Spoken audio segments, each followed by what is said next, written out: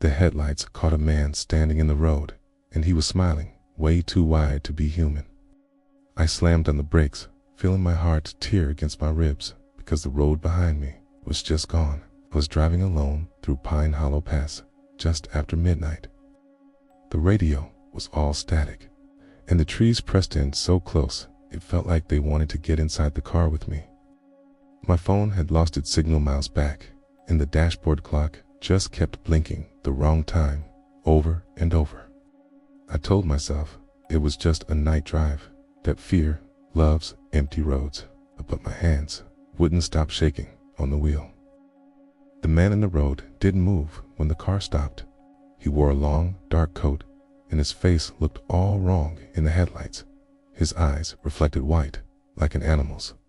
I blinked, and he was suddenly at the side of the road. No footsteps, no sound. He was just there. I rolled the window down a crack. The cold rushed in, carrying the smell of wet soil and rust. The man lifted his hand and pointed behind me. I turned to look and saw only darkness. When I faced forward again, he was gone.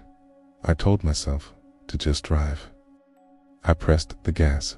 The car moved forward, but the headlights showed the same curve of road, the same bent warning sign, the same tree with a split trunk like a mouth. I hadn't turned around. I hadn't even slowed down. If the road just repeated itself. The radio crackled, and a voice slipped through. It whispered my name. I'd never told anyone my name. The voice sounded like my mother when she was tired and angry. It told me to stop driving and come home.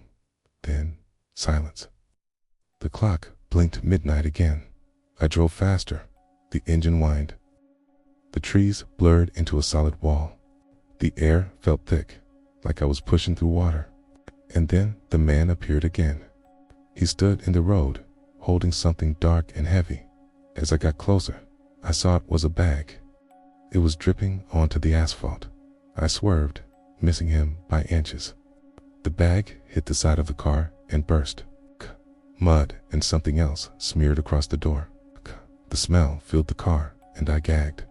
It was the smell of old blood and damp leaves. I think the road straightened, and for a moment, I felt a spark of hope. Then the headlights caught a shape ahead. A car, just like mine, sat sideways across the road. Its door hung open. Its lights were off. I stopped again, my chest hurting from breathing so hard. I stepped out of my car. The night swallowed the sound of the door closing. I walked toward the other car. It was my car. It's the same dent on the bumper, the same faded sticker on the rear window. The driver's seat was empty, but the radio was hissing.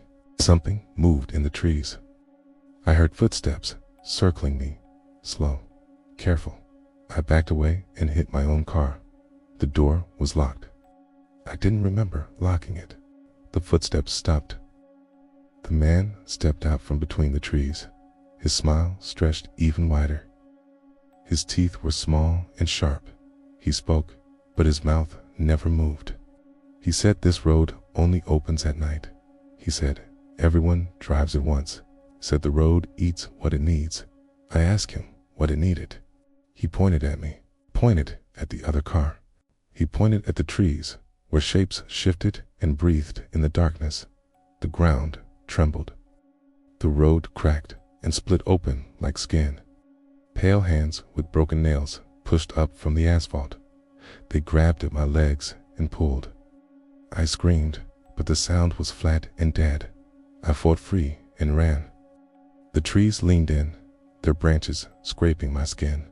Whispers filled my head, showing me memories that weren't mine. Faces of people driving, faces frozen in fear, faces smiling too wide. I reached my car and the door swung open. I threw myself inside and locked it. The engine started on its own.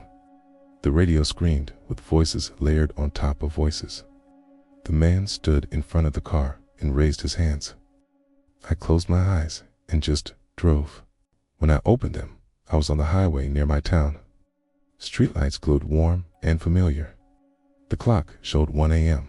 My phone buzzed with missed calls. I looked at the car door. It was clean. No smell, no mud. I started laughing and crying at the same time and drove home. In my driveway, I noticed something hanging from the rearview mirror. A small, dark bag tied with string. It dripped onto the passenger seat.